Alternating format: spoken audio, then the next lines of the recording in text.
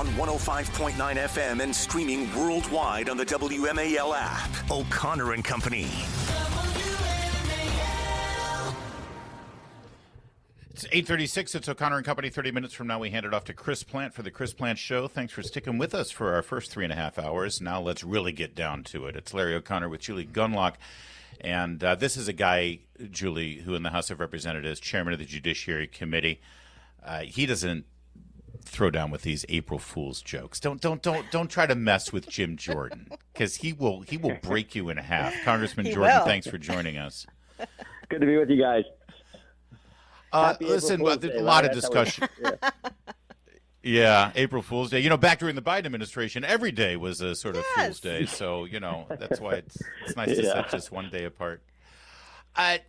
Congressman, there's a lot of discussion right now. And the Speaker of the House, Mike Johnson, I know a good friend of yours, your former colleague on the Judiciary Committee, has voiced concern over these district court judges who feel like they can just sort of preempt the executive branch of government. In your role as chairman of the Judiciary Committee, is it time to scrutinize these judges and these courts, because they are an operation of the legislative branch?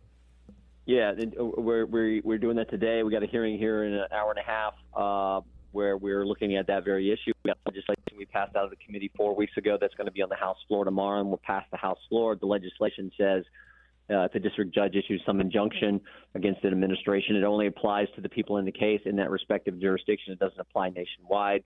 So we're looking at legislative action, oversight action, and frankly, we need to look at the appropriations process as well, because you have these district judges and some district trial judge somewhere issuing orders that impact everyone. And it's the one that's front and center, of course, is Judge Boasberg here in D.C. said, turn the plane around, bring the bad guys back. Yeah. And these are illegal migrants who did terrible things, part of an international terrorist organization gang, the Trendy Aragua gang. And he said, turn it around, bring them back. And most Americans are like, what are you talking about? The commander-in-chief is head of the executive branch. He's supposed to be about, the safety and security of our borders in our country. It made no sense. So, we're gonna highlight all that in the hearing today. Okay, and is this the sort of thing that would be legislated and then it requires 60 votes in the Senate, the whole idea that district courts injunctions are not national? Yeah, the bill would.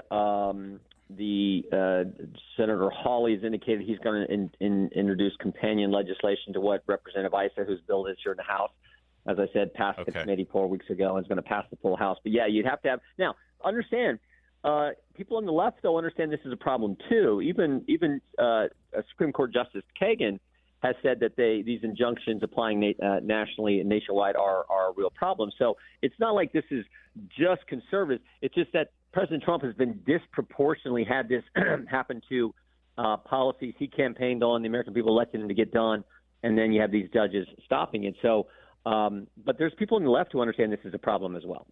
There are people on the left who understand this is a problem, and they're being very honest about that, and I applaud them. But there are people on the left who would deny Congress even has the ability to defund these courts. What are you hearing from the left? What witnesses have the Democrats invited, for instance? Other than Jasmine Crockett, of course. Right. Yeah. Exactly. Well, understand, we create these courts. So the Speaker said this last week.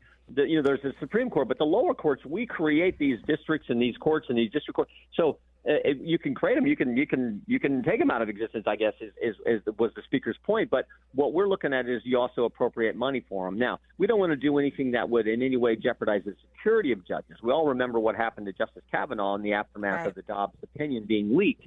So we don't want to do that. We want to make sure Americans have access to justice. We want to protect that. But there are things I think we can do. And we sent a letter to the Appropriations Chairman yesterday talking about we need to look at other avenues in the appropriation process that make sense for us to deal with.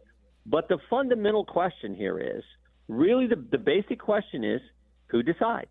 Is it the guy who put their name on the ballot, or is it a bunch of bureaucrats? Is it the guy who got 77 million votes? Or is it some federal district judge? And the way our system works is the individual who puts their name on a ballot that we, the people, elect is supposed to make these decisions in the executive branch that are relative to the executive branch, not some district judge. And that's where the left has the rub, because the left always trusts the bureaucracy and the judges over the individuals who get elected by we, the people.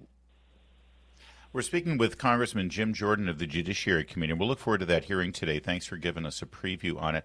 I'd love to ask you, now that you've got Attorney General Pam Bondi and FBI Director Kash Patel in place, and these are people that you said you express great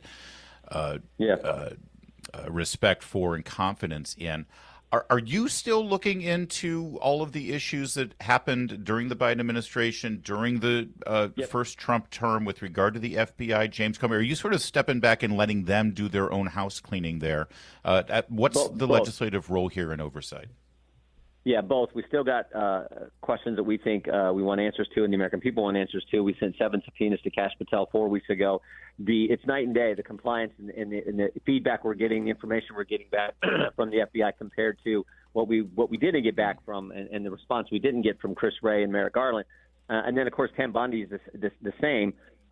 She rescinded the memo and the directive on the school boards and investigating parents and that system.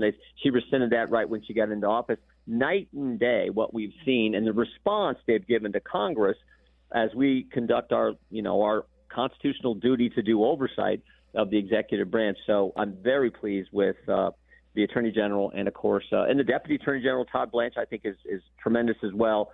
And, of course, Kash, who's running the FBI. All right. Well, we appreciate you joining us today. Thank you, as always. And you got a busy day ahead of you. We'll be watching. All right. Take care, guys. Thank you. Thank you. Thank you. You bet. Do you think he's going to wear a jacket, considering it's such a big hearing? Maybe that'll be his April Fool's thing. He'll wear a jacket. That would be brilliant. That would be great. You know what? So Jim Jordan famously just wears shirt sleeves at these committee hearings. He should walk in with not just any sport coat. He should wear Kid Rock's jacket. That's exactly what I was just about to say. There you go. That would be brilliant. Let's go.